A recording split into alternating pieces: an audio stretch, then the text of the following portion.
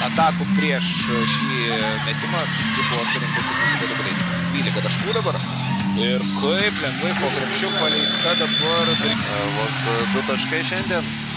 Tritaškio taip ir nepavyko pataikyti, nors žaidėjas žinoma kaip nebloga metikė. Na, o čia Sinickaitės blokas.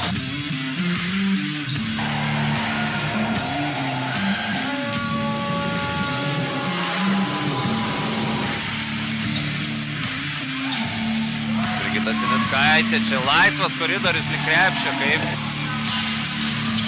Sinickaitė 2-2 su Globyte iki galo, jos flauteris ir 2 taškai. Vienas jos metimas skrieja pro šalį.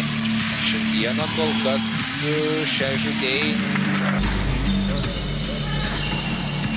vagia kamuolį Sinickaitė, skuodžiai į priekį ir 2 lengvi taškai. Tai kuri yra keičiama ir į aikštę išleidžiama Saulė Mikelionytė. Ir Brigita Sinickaitė. Komandos krepšininkės Saulės Mikelionytės marškinėliais. Ir susikurti padorų metimą.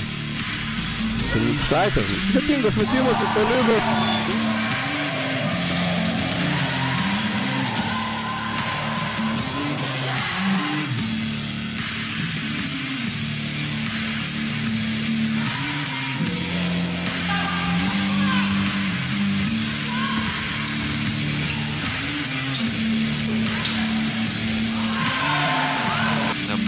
Šiaulėtės anaiptol nėra pati stipriausia komanda Baltijos šalių čempionate ir čia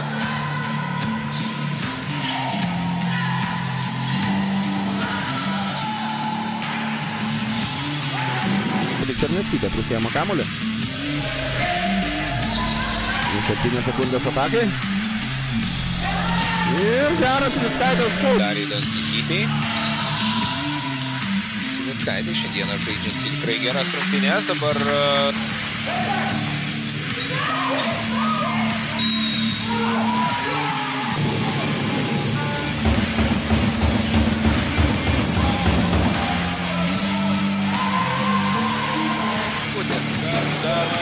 laiko, kuris yra skirtas atakai ir laiko, kuris skirtas pirmajam ketvirčiui. Goš, Brigitas.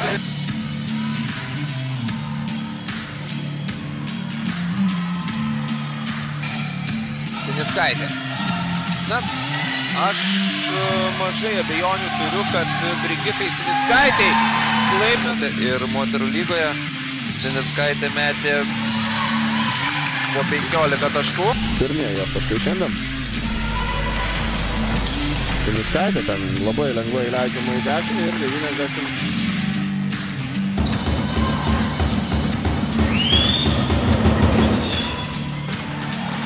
Klausykit, 9 iš 16 tritaškiai, 56%, tai yra labai geras.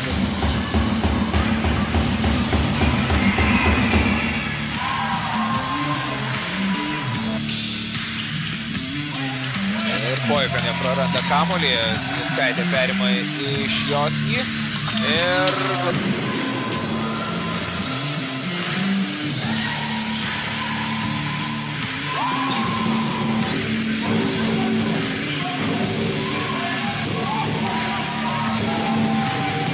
ir Brigita Sinickaitė ir tai yra visi 23 taškai. Trumpesnis, gerokai trumpesnis sąrašas suprastėjusių tritaškių taiklumu.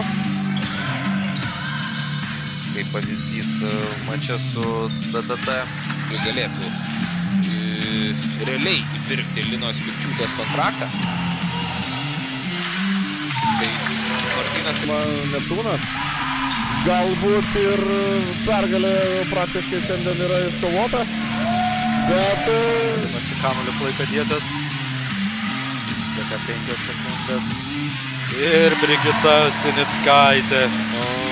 Ta pergalė nebus tikrai padėta ant lėkštutės, ją reikės pasimti štai tokiais metimais.